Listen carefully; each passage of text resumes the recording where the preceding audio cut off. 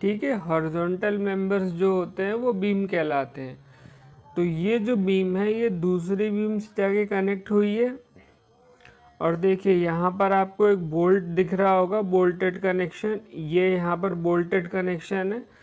तो ये जो बीम एक दूसरी बीम से जुड़ी है, इसमें एक सेकेंडरी बीम है और एक प्राइमरी बीम है। ठीक है, प्राइमरी बीम सेकेंडरी बीम कौन सी होती है? देखिए, जो बीम डायरेक्टली वर्टिकल मेंबर से जुड़ी, जैसे ये वाली बीम आगे जाके वर्टिकल मेंबर से जुड़ गई, यानी कि कॉलम से जुड़ गई, ये है प्राइमरी बीम। ठीक है। और जो बीम डायरेक्टली किसी वर्टिकल मेंबर से नहीं जुड़ती वो कहलाती है सेकेंडरी बीम। इसको एक और तरीके से भी जानते हैं, जैसे एक बीम जो डायरेक्टली अपना लोड फाउंडेशन पे ना ट्रांसफ़र करके किसी दूसरे मेंबर पे ट्रांसफ़र करे और फिर वो मेंबर अपने लोड को ट्रांसफ़र करे वर्टिकल मेंबर पे, तो वो कहलाता है सेकेंडरी मेंबर। तो ये अपना लोड डायरेक्टली किसी फाउंडेशन मेंबर पे ट्रांसफ़र तो नहीं कर रही, ये कर रही है इस हॉरिजॉन्टल मेंबर पे, ये हॉरिजॉन्टल कर रहा है वर्टिकल पे। तो प्राइमरी और सेकेंडरी इस तरीके से क्लासिफाई होता है। ठीक है। और इस कनेक्शन को कहते हैं बीम टू बीम कनेक्शन। मैं आपको फिर से दिखा देता हूँ। देखिए, एक बीम दूसरी बीम से जुड़ी, इसको कहेंगे बीम टू बीम कनेक्शन। ठीक है। बाकी आगे डिटेल में आप क्वेश्चन से भी समझ जाएंगे, और इसका एक वीडियो मैंने अलग से बनाया है, उसको भी आप देख सकते हैं। देखिए, ये बीम टू बीम कनेक्शन, यहाँ पर देखिए, अब यहाँ पर एक कॉलम है। ठीक, इस कॉलम से ये बीम जाके जुड़ी, और यहाँ पर भी बोल्टेड कनेक्शन है। ये है बीम टू कॉलम कनेक्शन या कॉलम टू बीम कनेक्शन, कुछ भी बोल दें। ठीक है। इधर से एक बीम आ रही है, इधर से एक बीम आ रही है। देखिए, ये एक बीम आ रही है, ये कॉलम से जुड़ी है, ये है बीम टू कॉलम कनेक्शन, सारे बोल्टेड कनेक्शन है। ठीक, तो यही होता है बीम टू बीम कनेक्शन और बीम टू कॉलम कनेक्शन।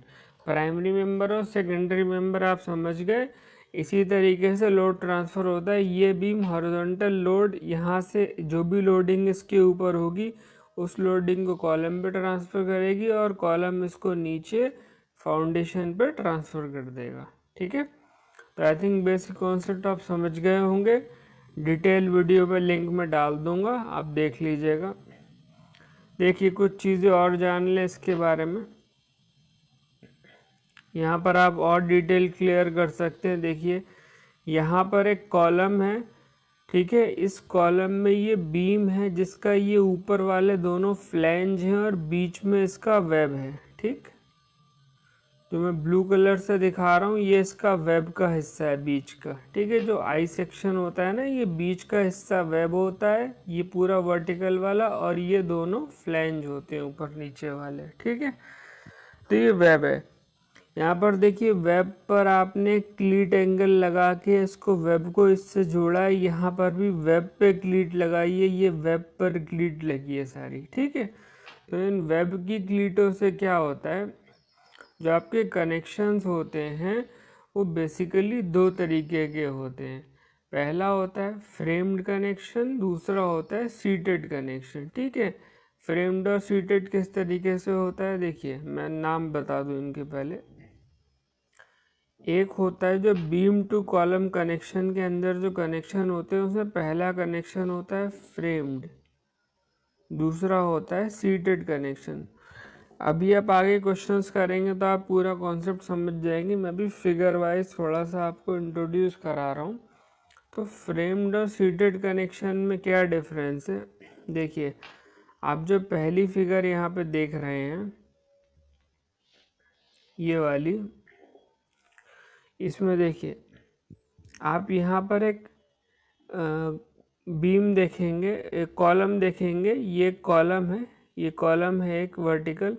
ठीक है, इस कॉलम का ये जो फ्लैंज है बाहरी हिस्सा, ठीक है, इस फ्लैंज पर एक आई सेक्शन या एक बीम सेक्शन आके जुड़ा है। ठीक, इस बीम सेक्शन की ये डेप्थ है डी, यहाँ से यहाँ तक, और आप देखिए ज़रा ध्यान से, यहाँ पर एक चीज़ जो बस इस चीज़ को डिफरेंशिएट कर रही है दोनों टाइप के जॉइंट्स को, वो ये है कि यहाँ पर देखिए एक ये एल शेप का सेक्शन आपको दिख रहा होगा ऊपर ये, और यहाँ पर एक नीचे ये, ठीक है। यही दोनों जो सेक्शंस हैं, ये जो जिन बोल्ट से जुड़े हुए हैं, इनके जॉइंट्स को हमने सेक्शंस को आपस में जोड़ दिया है, ठीक। तो ये जो एंगल सेक्शन ऊपर और नीचे जुड़ा है, इसको कहते हैं सीटेड कनेक्शन, ठीक है। सीटेड, सीट का मतलब क्या होता है? सीट का मतलब होता है किसी चीज़ पे बैठ जाना। आप सीट का मतलब अब तक ये समझते जनरल भाषा में, यहाँ भी सीट का मतलब वही है। एक बीम को लाके एक एंगल की सीट पर बिठा देते हैं, ठीक है। तो यहाँ पर पहले एक एंगल लगा देते हैं नीचे, यहाँ पर एक एंगल लगा के इस जगह पे, और उसके ऊपर ये बीम आके सीट कर जाती है, बैठ जाती है, ठीक। और उसके बाद इसको यहाँ से बोल्ट कर देते हैं। ये है सीटेड कनेक्शन। जो ऊपर हमने एंगल लगाई, ये एंगल लगाई ताकि इसमें ट्रांसवर्स किसी प्रकार का मूवमेंट ना हो, ये लेटरली डिस्प्लेस ना हो जाए। आपने किसी सेक्शन को एक जगह से तो फिक्स कर दिया, दूसरी जगह से फिक्स नहीं किया, तो क्या होगा? ये यहाँ से नीचे तो नहीं जाएगा, परंतु लेफ्ट राइट खिसक सकता है, इसमें लेटरल डिस्प्लेसमेंट हो सकता है। तो उसको रोकने के लिए हमने इसको लेटरली रिस्ट्रेन करने के लिए हमने ऊपर एक इसमें आई सेक्शन और लगा दिया, L section sorry angle section और लगा दिया, और वो एंगल सेक्शन इसको ऊपर से बांधे हुए है, ठीक है। ये है सीटेड कनेक्शन। इसका फ्रंट व्यू देखेंगे तो फ्रंट व्यू में देखिए ये है इसका आई सेक्शन, ठीक है। आई सेक्शन में ये लगी हुई है क्लीट एक, ये क्लीट दो, और यहाँ पर आपके बोल्ट्स लगे हुए, ठीक है। ये है आपका सीटेड कनेक्शन, ठीक। सीटेड कनेक्शन आप समझ गए। सीटेड कनेक्शन का मतलब आप एक बीम के नीचे एंगल सेक्शन और बीम के ऊपर एंगल सेक्शन लगा देते हैं, उसको कहते हैं सीटेड कनेक्शन, ठीक है। सीटेड कनेक्शन आगे दिखा दूंगा, दो तरीके के होते हैं, स्टिफेंड और अनस्टिफेंड, उनकी आगे बात कर लेंगे, ठीक है। अब जो सबसे इम्पोर्टेंट चीज़ आ रही है वो है फ्रेम्ड कनेक्शन। देखिए फ्रेम्ड और सीटेड में बहुत बेसिक सा अंतर है, बस कोई बहुत बड़ी चीज़ नहीं है, बस समझ लें इस चीज़ को। यहाँ पर देखिए एक बीम का सेक्शन है, यहाँ पर एक दूसरा बीम का सेक्शन है, ठीक है। पर इन दोनों बीम के सेक्शन में क्या है, देखिए एक बीम का सेक्शन और दूसरा बीम का सेक्शन, ठीक। इस बीम का वेब ये है और इस वाली बीम का वेब यहाँ पर है, ठीक है। इसमें आपने क्लीट एंगल लगाया, जैसे कि इन्होंने यहाँ पर लगाया है, ठीक है। एक क्लीट एंगल यहाँ पर लगाया, इसके अंदर बोल्टिंग कर रखी है, ठीक। अब इन्होंने जो बोल्टिंग की है, इसमें आप ध्यान से देखिए तो यहाँ पर जो इस वाली बीम का वेब है, उस वेब के ऊपर इन्होंने क्लीट एंगल लगाया, ठीक है। और उस क्लीट एंगल को इस वाली बीम के वेब से जोड़ दिया। यहाँ पर देखिए इसका फ्रंट व्यू दिखाया, तो देखिए यही वो छोटी वाली बीम है जिसको उसकी वेब के थ्रू जोड़ा गया, ठीक है। तो आप जो कॉन्सेप्ट में बताना चाह रहा हूँ वो ये है, जब जो कनेक्टिंग मेंबर है, मैं यहाँ लोड ट्रांसफ़र मेंबर की बात नहीं कर रहा हूँ, कनेक्टिंग मेंबर मतलब जो लोड ट्रांसफ़र कर रहा है, जो लोड ले रहा है उसकी बात नहीं हो रही है, जो लोड ट्रांसफ़र कर रहा है, जब उस मेंबर के वेब पर क्लीट लगी होती है तो उसको कहते हैं फ्रेम्ड कनेक्शन, ठीक है। जैसे ये आई सेक्शन है, इस पर एक बीम आके जुड़ी, इस बीम के ये इस वाली बीम के वेब पर जब क्लीट लगी है, ठीक है, इस वाली बीम के वेब पर जब इसके बीम वेब पर क्लीट लगी है तो वो कहलाएगा फ्रेम्ड कनेक्शन। बस इतना सा ही डेफिनेशन है इसका छोटा सा। जब इसके वेब पर क्लीट लगी है तो ये कहलाएगा फ्रेम्ड कनेक्शन। यहाँ पर देखिए वेब पर ही क्लीट लगी है दोनों के, ये छोटी वाली बीम की बात कर रहा हूँ मैं, इस वाली बीम की वेब पर क्लीट लगी है, वेब पर क्लीट लगी है, ये कहलाएगा फ्रेम्ड कनेक्शन। वहीं आप ये देखिए ये कॉलम है, ठीक है, कॉलम पर एक बीम आके जुड़ी, यहाँ पर भी बीम के वेब पर ही क्लीट लगी है। ये कॉलम है, कॉलम का फ्रंट व्यू है, यहाँ पर भी बीम के वेब पर ही क्लीट लगी। मतलब जब भी वेब पर क्लीट लगेगी, जब भी आप वेब के सहारे जोड़ेंगे, जब भी आप वेब पर बोल्टिंग या रिवेटिंग करेंगे, तब वो कहलाएगा फ्रेम्ड कनेक्शन। ठीक है। और जब भी आप ऊपर या नीचे लगा देंगे इस तरीके से, जैसे मैंने पहले बताया, तब वो कहलाएगा सीटेड कनेक्शन। ठीक है। अब आप डिफरेंस समझ गए। जब आप इस वेब को जोड़ेंगे, इस वेब को जोड़ेंगे आगे वाले मेंबर से, तो कहलाएगा फ्रेम्ड। जब आप ये ऊपर नीचे वाले फ्लैंज पे एंगल सेक्शन लगा देंगे, तब वो कहलाएगा सीटेड। ठीक। तो बहुत बेसिक सी डेफिनेशन थी। मैंने फिगर्स बता के आपको इसलिए समझाया ताकि आप थोड़ा सा फेमिलियर हो जाए, ताकि क्वेश्चंस करने में आसानी हो आपको।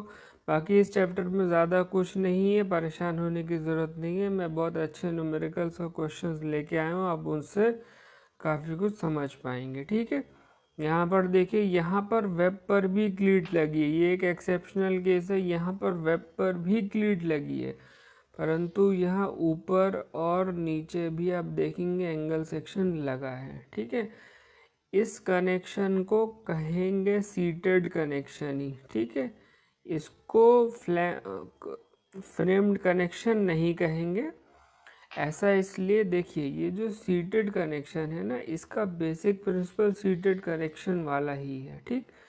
यहाँ पर जो वेब पर क्लीट लगा है, वो कोई फोर्स लेने के लिए नहीं लगा है, वो सिर्फ इस बीम का लेटरल डिस्प्लेसमेंट रोकने के लिए लगा है। ठीक है। जब कभी इम्पैक्ट लोडिंग आती है तो एक्स्ट्रा सपोर्ट के लिए सीटेड कनेक्शन में ही वेब पर भी एक क्लीट लगा देते हैं। ठीक है। तो वो वेब पर जो क्लीट लगा देते हैं वो सपोर्ट के लिए होती है, वो फ्रेम्ड कनेक्शन नहीं बनता है। तो ये रहेगा सीटेड कनेक्शन ही, सिर्फ क्लीट लगा दिए वेब पे। ठीक है। तो आई थिंक कॉन्सेप्ट आप लोग समझ गए होंगे। कोई प्रॉब्लम हो तो आप पूछ सकते हैं। ठीक है। तो ये फ्रेम्ड और सीटेड कनेक्शन, बाकी जिसको डिटेल में देखना हो वीडियो का लिंक मैं डाल दूंगा, आप उससे देख लीजिएगा। ठीक है। चलते हैं अगले क्वेश्चंस पे। देखिए क्वेश्चंस इसमें किस टाइप से हैं। क्वेश्चन नंबर 1 दिया है, what are the different types of connections What are the different types of connections used to join flexural members to axial members और flexural members to flexural members? Hindi वाले छात्र देखें, आनमन उपांग को अक्षीय उपांग से या आनमन उपांग को आनमन उपांग से जोड़ने के लिए प्रयोग किया जाता है, ऐसे संरचनात्मक स्टील जोड़ों को क्या कहते हैं। ठीक। आनमन जोड़ आप जानते हैं, जिन पे फ्लेक्सुरल लोड आता है, जिन पे बेंडिंग स्ट्रेस आता है, जिन पे किसी प्रकार का मूवमेंट आता है, वो सारे आनमन होते हैं और या फ्लेक्सुरल जॉइंट्स होते हैं। और ऐसे जॉइंट जिन पर एक्सियल लोड आ रहा है, बिल्कुल वर्टिकल स्ट्रेट डायरेक्शन में, जिस डायरेक्शन में उनकी लोडिंग है, वो कहलाते हैं सारे एक्सियली लोडेड। तो अब कोई एक्सियली लोडेड मेंबर अगर किसी फ्लेक्सुरली लोडेड मेंबर से जुड़ा है, तो इसका मतलब क्या है, फ्लेक्सुरली लोडेड सारी बीम्स होती हैं और एक्सियली लोडेड सारे कॉलम्स होते हैं। ठीक है। तो एक कॉलम और एक बीम से जुड़ा है तो उसको क्या कहेंगे, कॉलम बीम कनेक्शन या बीम टू बीम कनेक्शन। अगर फ्लेक्सुरल टू फ्लेक्सुरल होगा तो बीम टू बीम होगा, और फ्लेक्सुरल टू एक्सियल होगा तो इसका मतलब वो कॉलम टू बीम होगा। ठीक है। इसको आप हिंदी में समझ लें, आनमन टू अक्षीय या आनमन टू आनमन, मैंने दोनों चीज़ इसी लिख दी हैं। ठीक है। तो इसका सही आंसर क्या होगा, beam to column, beam to beam दोनों ही सही हैं, इसलिए इसका ऑप्शन होगा answer number C, both A and B are correct. ठीक है। चलते हैं अगले क्वेश्चन पे। Size of fasteners used in beam to column connection varies between. जो आप बीम से कॉलम कनेक्शन करते हैं उसमें जो साइज ऑफ फास्टनर, मैंने पीछे बोल्ट्स दिखाए थे आपको, तो वो बोल्ट्स का साइज़ कितने तक वेरी करते हैं, मतलब उसका एक लगभग रेंज क्या रखते हैं। अगर हमें कोई वैल्यू ना दे रखी हो और हमें डिज़ाइन करना हो जॉइंट, तो लगभग वैल्यू क्या रखेंगे, ठीक है। तो उसकी एक लगभग वैल्यू रहती है 18 से 22 mm के बीच, ठीक है। कहीं कहीं आपको 16 से 22 भी मिलेगा, बट जो हमारे कोड में दिया है वो 18 से 22 ज़्यादा सूटेबल है। बाकी एज़ पर यूज़ हम चेंज करते रहते हैं वैल्यू। इसका सही ऑप्शन होगा आंसर नंबर 4, 18 to 22 mm, ठीक है। देख लेते हैं अगला क्वेश्चन। अगला क्वेश्चन दिया है, recommended size of cleat angle for single row fasteners in beam to column connection is। Beam से कॉलम कनेक्शन में एकल पंक्ति में लगे फास्टनरों के लिए क्लीट एंगल का अनुशंसित आकार है, ठीक है। या फिर जो रिकमेंडेड साइज है क्लीट का, वो क्या रिकमेंडेड साइज है। सिंगल रो कनेक्शन क्या होते हैं, जब आप किसी एक मेंबर को दूसरे मेंबर से जब जोड़ते हैं, ठीक है, ये इस डायरेक्शन में आगे बढ़ रहा है, तो आपने जैसे फोर्स की डायरेक्शन में एक ही सिंगल लाइन लगाई, ठीक है, मेंबर्स जो फास्टनर्स की, एक बोल्ट, दो बोल्ट, तीन बोल्ट, तो ये है सिंगल रो फास्टनर, ठीक है। अगर आप सिंगल रो फास्टनर लगा रहे हैं तो क्लीट एंगल का जो साइज रिकमेंडेड है आईएस कोड द्वारा, वो क्या है। कोड रिकमेंडेड साइज है 90 into 90 into 8 mm to 100 into 75 into 10 mm, ठीक है। ये ऑप्शन नंबर 20 का सही आंसर है। इसको आप ऐसे ही समझ लें, ये साइज़ रिकमेंडेड है। अगर आपको डिज़ाइन के लिए कोई साइज़ नहीं दिया है तो आप इस साइज़ का प्रयोग करके अपना क्लीट एंगल जो है उसका स्टार्टिंग करेंगे, ठीक है। 90 into 90 into 8 mm to 100 into 75 into 10 mm, ठीक है। चलते हैं अगले क्वेश्चन पे। अगला क्वेश्चन हमें दिया है,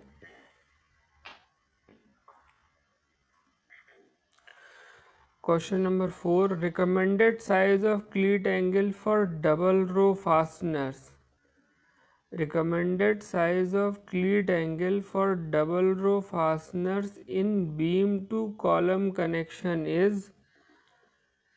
बीम से कॉलम कनेक्शन में दोहरे पंक्ति में लगे फास्टनरों के लिए क्लीट एंगल का अनुशंसित आकार है, ठीक। अब यहाँ पर आपको डबल रो कनेक्शंस की बात करनी है, मतलब आपने अगर इस टाइप से दो सेक्शंस को जोड़ा तो जो है वो डबल रो में फास्टनर्स लगा हुआ है, 1 2 3 और 4 में भी नंबर ऑफ बोल्ट ज़्यादा हो सकते हैं। तो इसमें आपको जो क्लीट एंगल रिकमेंड किया है वो क्या किया है, ठीक है। तो इसका जो रिकमेंडेड क्लीट एंगल है वो है 150 into 115 into 10 mm। Option number C इसका सही आंसर है, ठीक है। ये रिकमेंडेशंस है तो आप इनको ऐसे ही वैल्यू के साथ याद। चलिए स्टूडेंट देख लेते हैं क्वेश्चन नंबर 5। क्वेश्चन नंबर 5 में दिया है, if reactions are more than 150 kilo newton then which connection is preferred. यदि जोड़ प्रतिक्रिया 150 किलो न्यूटन से अधिक है तो कौन सा कनेक्शन प्रयोग किया जाता है, ठीक है। यदि आपके जॉइंट पर लोडिंग 150 किलो न्यूटन से अधिक है तो आप किस प्रकार का जोड़ प्रेफर करेंगे। देखिए इसका एक थंब रूल है, पहले वो समझ लें फिर इस क्वेश्चन को समझते हैं। कनेक्शंस दो टाइप के होते हैं, मैंने अभी आपको बताया था, फ्रेम्ड और सीटेड, ठीक है। सीटेड कनेक्शन फर्दर दो टाइप के और होते हैं जिनको क्लासिफाई किया जाता है। पहला होता है इसमें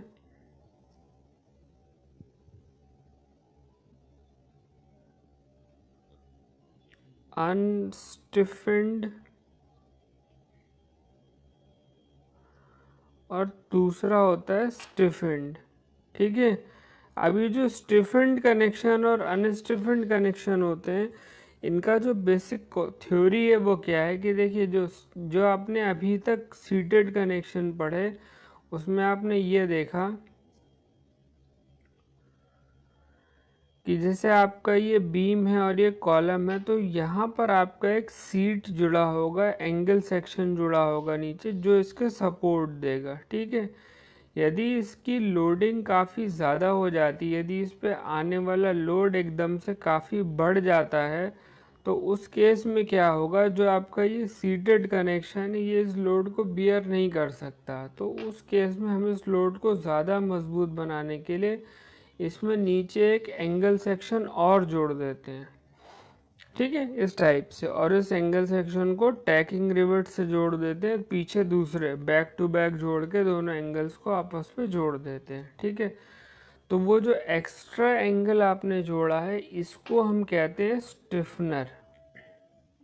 ठीक, आगे इसका क्वेश्चन भी आएगा, मैं पूरा डिटेल में ही बता दूंगा, वैसे अभी आप समझ लीजिए इसको कहते हैं स्टिफनर। ठीक है,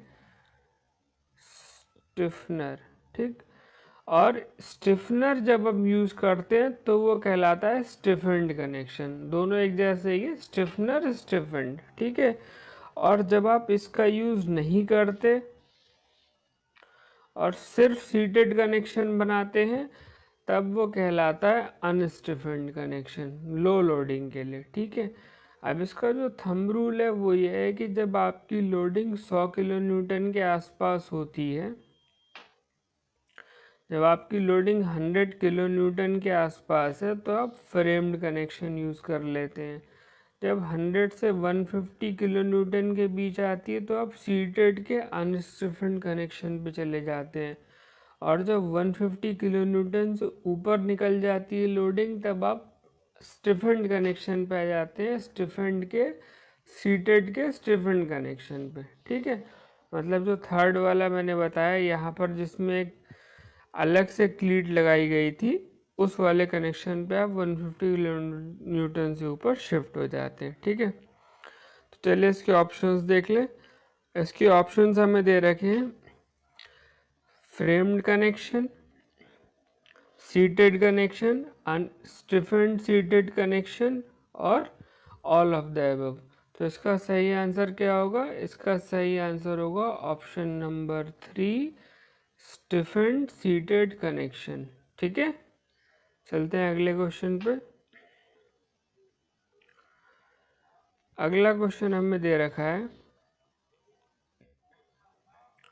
निम्नलिखित चित्र में किस प्रकार का कनेक्शन दिखाया गया है? Following figure shows which type of connection. अब तक आप लोग अच्छी तरह से समझ गए होंगे कि इस फिगर में कौन सा कनेक्शन दिखाया गया है। देखिए यहाँ पर ये वेब है इस बीम का, इस वेब सेक्शन पे आपने क्लीट एंगल लगाया और इस क्लीट एंगल को बोल्ट्स के द्वारा इस कॉलम के फ्लैंज पर जोड़ दिया।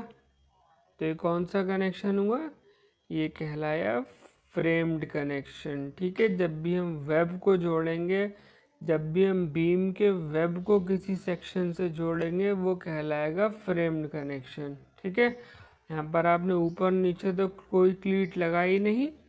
ठीक, तो ये क्वेश्चन का सही आंसर होगा फ्रेम्ड कनेक्शन। तो इसका सही आंसर होगा ऑप्शन नंबर ए, फ्रेम्ड कनेक्शन। ठीक, चलते हैं अगले क्वेश्चन पे। when web of beam is connected to the flange, connection is called। अभी मैंने पीछे बताया था, जब बीम का वेब कॉलम के फ्लैंज से जुड़ा हो तब उसको हम क्या कहते हैं? Framed connection. जो ऊपर मैंने क्वेश्चन में भी लिखा था उसको ग्राफिकली दिखाया था, यहाँ पर मैंने उसको लिख के बताया कि when web of beam is connected to column flange, connection is called framed connection. ठीक है, देखते हैं अगला क्वेश्चन। अगले क्वेश्चन में दिया है हमें, type of connection shown in given figure. चित्र में दिखाया गया जोड़ कहलाता है। ठीक है, चित्र में जो जोड़ दिखाया गया हमें क्या कहला रहा है? मैंने पीछे ही बताया, ये आपकी एक बीम है। ठीक है, इस बीम के ऊपर एक एंगल सेक्शन ये लगा है, एक एंगल सेक्शन ये लगा है। इस एंगल सेक्शन को आपने एक दूसरे एंगल सेक्शन से जोड़ रखा है, यहाँ पर रिवेट्स लगा के इनको टैग कर रखा है। इसका फ्रंट व्यू देखिए, यह आपका बीम सेक्शन है। ठीक है। इस बीम सेक्शन के ऊपर एक क्लीट एंगल लगा है, यहाँ नीचे एक क्लीट एंगल लगा है, और उस क्लीट एंगल के ऊपर यहाँ पर देखिए और आपने लंबे क्लीट एंगल वर्टिकल डायरेक्शन में लगा रखे हैं। इनको आपस में इनको कॉलम के फ्लैंज से यहाँ पर ये जोड़ रखा है। ठीक है, तो इस टाइप के कनेक्शन क्या कहलाते हैं, मैंने पीछे बताया था, इस टाइप के कनेक्शन कहलाते हैं स्टिफेंड सीटेड कनेक्शन। ठीक है, जब लोडिंग ज़्यादा होती है उस केस में आप इस टाइप के कनेक्शन यूज़ करते हैं। अब जो नीचे वाली ये क्लीट थी, इसके नीचे एक अलग से क्लीट एंगल और लगा के, दो क्लीट एंगल का पेयर लगा के बैक टू बैक, और उनको आपस में जोड़ के उसको एक्स्ट्रा सपोर्ट देने के लिए एक स्टिफनर लगा देते हैं, उसको कहते हैं स्टिफेंड सीटेड कनेक्शन। ठीक है, तो फिगर से आप क्या समझे, ये कनेक्शन कौन सा है, ये कनेक्शन है स्टिफेंड सीटेड कनेक्शन। ठीक है, स्टिफेंड सीटेड कनेक्शन। ठीक, चलते हैं अगले क्वेश्चन पे, क्वेश्चन नंबर 9। क्वेश्चन नंबर 9 में हमें दिया है a horizontal angle called with its horizontal leg at its top to receive the beam on it। ठीक है, वह क्षैतिज एंगल खंड जिसके ऊपर बीम सिरा रखा जाता है क्या कहा जाता है। मैंने पीछे आपको अच्छे से समझाया कि आपकी ये कॉलम है, ये बीम आके जुड़ी है, इसके ऊपर मान लीजिए यहाँ पर आपने एक एंगल सेक्शन लगा दिया है और इसके ऊपर ये आके बीम का सेक्शन रखा हुआ है, तो इस एंगल सेक्शन को क्या कहेंगे, क्लीट angle, seat angle, flange angle, web angle. अब आपने जो समझ लिया कि ये सीटेड एंगल होता है, अगर ये सीटेड एंगल होता है तो एंगल क्या होगा, ये एंगल कहलाता है सीट एंगल। ठीक है, ऑप्शन नंबर बी इसका सही आंसर है। ठीक, चलते हैं अगले क्वेश्चन पे। अगले क्वेश्चन में हमें दे रखा है angle provided at the top of beam to dash of beam when connected to a column। स्तंभ से जुड़े होने पर बीम के डैश को रोकने के लिए ऊपरी फ्लैंज पर दिया गया कोण कहलाता है। ठीक, अब स्तंभ से जुड़े होने पर बीम के, ठीक है, अब आप सोचिए इस क्वेश्चन की बात किस टाइप के जॉइंट की बात हो रही है, फ्रेम्ड कनेक्शन की कि सीटेड कनेक्शन की। यहाँ पर साफ साफ दे रखा है स्तंभ से जुड़े होने पर बीम के को रोकने के लिए ऊपरी फ्लैंज पर दिया गया कोण। अब देखिए ये आपका बीम है, ठीक है, ये इसका ऊपरी फ्लैंज है, ऊपरी फ्लैंज पर दिया गया कोण ये यहाँ पर। अब ऊपरी फ्लैंज पर दिया गया कोण मैंने बताया था लेटरल डिस्प्लेसमेंट या टर्निंग मूवमेंट को रोकने के लिए यूज़ होता है। तो ये ऊपरी मूवमेंट पर दिया हुआ कोण ये किस लिए यूज़ होगा, ये एंगल सेक्शन, नीचे वाला तो सीटेड कनेक्शन है, ये तो उसको सपोर्ट देगा, ऊपर वाला यूज़ होगा लेटरल डिस्प्लेसमेंट रोकने के लिए। तो टू प्रिवेंट लेटरल डिस्प्लेसमेंट पहला सही है, डिफ्लेक्शन पहला सही है। टू इंक्रीज स्ट्रेंथ नहीं, इसका स्ट्रेंथ से कोई मतलब नहीं होता। टू डिक्रीज क्रॉस सेक्शन, इससे कोई मतलब नहीं। लोड बेयरिंग कैपेसिटी सिर्फ नीचे वाले का काम होता है, लोड बेयरिंग। ठीक है, तो इसका सही ऑप्शन होगा option number A, to prevent lateral deflection. ठीक है, पार्श्व विक्षेपण को रोकने के लिए 10 का ए, ऑप्शन नंबर ए इसका सही आंसर है। ठीक है, चलते हैं अगले क्वेश्चन पे। What is the recommended thickness of main steel members not exposed to weather। ठीक, जब कोई स्टील मेंबर है जो कि वेदर को एक्सपोज नहीं है, वेदर के सामने खुला हुआ नहीं है, किसी क्लोज्ड एनवायरनमेंट के अंदर लगा हुआ है, तब उसकी थिकनेस क्या होगी। एक बात समझ लीजिएगा, कुछ लोग कंफ्यूज होते हैं कि ये मेंबर की थिकनेस जो जनरल थिकनेस है वो है, नहीं जी। जब आप मेंबर को किसी क्लोज्ड एनवायरनमेंट के अंदर लगाते हैं तो हम थिकनेस थोड़ी सी कम भी ले सकते हैं। बाहर में क्या होता है, जंग लगने का, बरसात की वजह से ख़राब होने के चांसेस ज़्यादा रहते हैं, तो थिकनेस थोड़ी सी ज़्यादा रखते हैं। ठीक है, तो इस क्वेश्चन का आंसर है 6 mm। ठीक है, जब आप किसी स्टील मेंबर का यूज़ करते हैं जो किसी क्लोज्ड एनवायरनमेंट के अंदर है और उसको कनेक्शन के लिए यूज़ कर रहे हैं कॉलम बीम में, तो आप उसकी जो मिनिमम थिकनेस है वो रख सकते हैं 6 mm तक। ठीक है, चलते हैं अगले क्वेश्चन पे। What which of the following structural loads are commonly not applied to a building in India? निम्नलिखित में से कौन सा संरचनात्मक भार आमतौर पर भारत में एक इमारत पर लागू नहीं होता? डेड लोड तो पूरी दुनिया में हर जगह लागू होता है। स्ट्रक्चर का जो खुद का लोड है वो हर जगह एग्जिस्ट करेगा। चल भार, बिल्कुल, अब आप बिल्डिंग बना रहे तो उसके अंदर सामान भी रखेंगे, लोग भी आएंगे जाएंगे, तो चल भार उसमें चलता रहेगा। पर्यावरणीय भार, देखिए पर्यावरणीय भार या फिर एनवायरमेंटल लोड के अंदर आते हैं स्नो लोड, ठीक है, या फिर जो बर्फ़ गिरती है उसका। उसके अलावा आता है रेन लोड, ठीक है, जो बरसात हो रही है उसके पानी का। ठीक है, तो इस टाइप के लोड की कंडीशंस आप देखें तो हमारे यहाँ कोई भी ऐसा बहुत कम ही इलाके इंडिया के अंदर ऐसे हैं जहाँ पर आप साल के 12 महीने बरसात या फिर बर्फ़ की दिक्कत को देखते हैं। ठीक है, तो उस जगह आप इन लोडिंग को कंसिडर करते हैं, अदरवाइज मुख्यतः इस टाइप की लोडिंग के लिए आप बिल्डिंग डिज़ाइन नहीं करते इंडिया में। ठीक है, तो एनवायरमेंटल लोड हमारे यहाँ इसका सही आंसर होगा ऑप्शन नंबर 12 का, क्वेश्चन नंबर 12 का ऑप्शन नंबर 3। ठीक है, चलते हैं अगले क्वेश्चन पे। क्वेश्चन नंबर 13 में हमें दे रखा है in a steel beam section the web carries. Steel beam section में वेब वहन करता है। अब ये स्टील बीम सेक्शन है, इसमें जो वेब का सेक्शन है क्या वहन करता है? ये शेयर वहन करता है। ठीक है, जो टॉप है ये मोमेंट वहन करता है, ये शेयर वहन करता है, मतलब शेयर लोड अपने ऊपर बियर करता है। ठीक, तो इसका सही आंसर होगा ऑप्शन नंबर 1 शेयर फोर्स। ठीक है, अगला क्वेश्चन देख लेते हैं। Factor of safety is the ratio of, सुरक्षा कारक का गुणक है, तो फैक्टर ऑफ सेफ्टी किसका रेशियो होता है? Yield stress to working stress, मतलब पराभव प्रतिबल बटे कार्यकारी प्रतिबल। ठीक है, ये इसका बेसिक फॉर्मूला होता है। ठीक, तो आप समझ गए, आपसे इसका सही है इसका option number 1 factor of safety upon working stress. ठीक है, चलते हैं अगले क्वेश्चन पे। When load is exerted or transferred from one surface to another in contact, the stress is known as।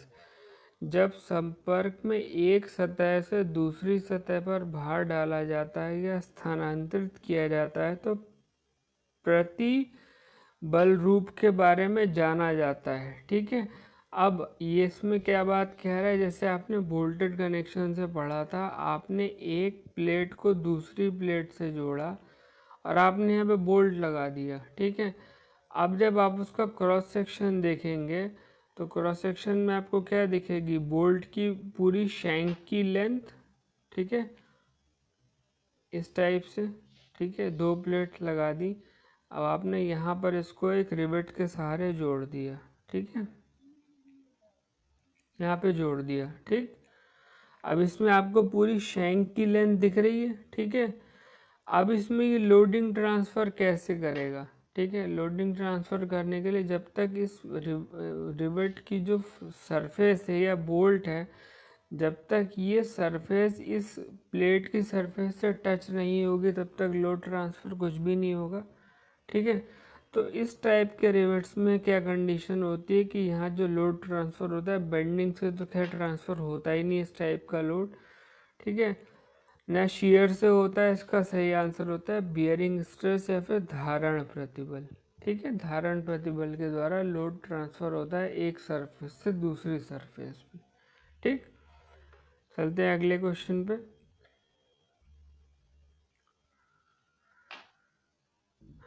Question number 16, question number 16 में दिया है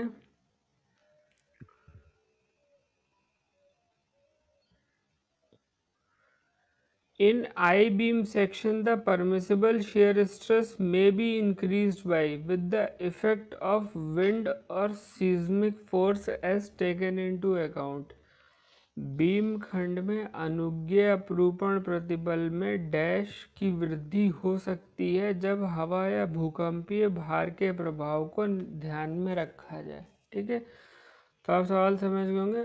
जो बीम का सेक्शन होता है उसमें अनुज्ञेय अपरूपण प्रतिबल मतलब जो परमिसिबल स्ट्रेसेस आ रहे हैं उसको इंक्रीज कितना इंक्रीज हो सकता है, उसके लिए हम पहले से एक वैल्यू लेके चलते हैं। जब उस पर सीज्मिक या फिर कह लें आप अर्थक्वेक टाइप के लोड या फिर उस पर किसी प्रकार का विंड लोड आए, ठीक है, तो जो बढ़ा हुआ लोड जो हम स्ट्रेस मान के चलते हैं जिसकी वैल्यू वो होता है 33 और 33 होल 1/3, ठीक है, परसेंट।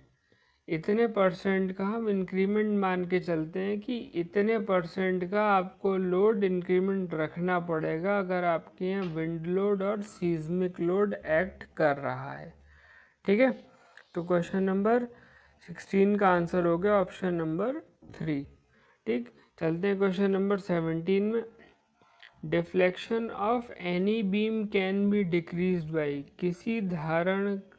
किसी धरण का विक्षेप कम किए, धारण नहीं होगा धरण होगा ये, ठीक है, किसी धरण का विक्षेप कम किया जा सकता है। ठीक, अब धरण का विक्षेप कैसे, धरण का विक्षेप किस पे होता है, उसके जो क्रॉस सेक्शनल एरिया होता है इसी सरफेस पर तो बेंड होती है। ठीक है, तो आप इस सरफेस को बढ़ाएंगे तो कोई ख़ास फ़ायदा नहीं मिलेगा, आपको इस सरफेस को बढ़ाना पड़ेगा, डेप्थ को बढ़ाना पड़ेगा। ठीक है, तो किसी धरण का विक्षेप कम किया जा सकता है बाय इंक्रीजिंग क्रॉस सेक्शन नहीं, बाय इंक्रीजिंग डेप्थ ये सही है, बाय डिक्रीजिंग डेप्थ गलत है, ऑल ऑफ द अबव। तो इसका सही आंसर होगा option number B, option number 2 17 का option number B by increasing depth. ठीक है, अगला क्वेश्चन देख लेते हैं।